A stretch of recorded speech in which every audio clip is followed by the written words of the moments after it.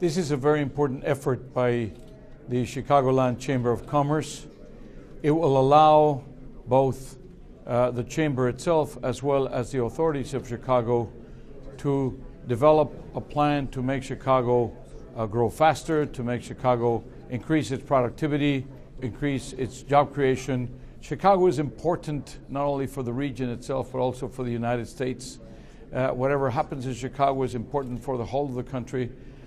You have the skills, you have the human resources, you have the institutes of higher learning and research, but it's not being fully utilized for the purpose of getting greater growth and greater prosperity. Ladies and gentlemen, this is an opportune time to look anew at what our competitive assets are today and what they might be 20 years from now, and determine a better way to leverage these assets for the short and long term.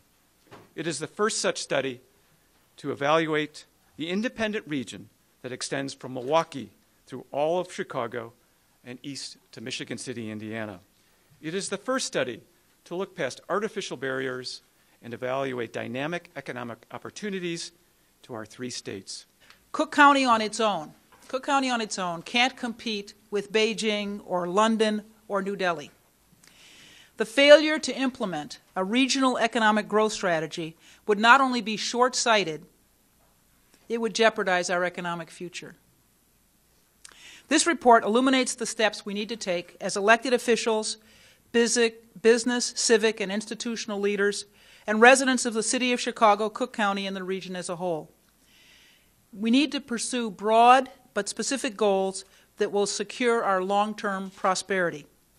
While we have great economic advantages and strengths, the last 10 years was a lost decade for the Chicago area from economic growth and job creation. As you noted specifically, that if we had grown at the pace that everybody else was, we'd have 600,000 more jobs in the region than we have today.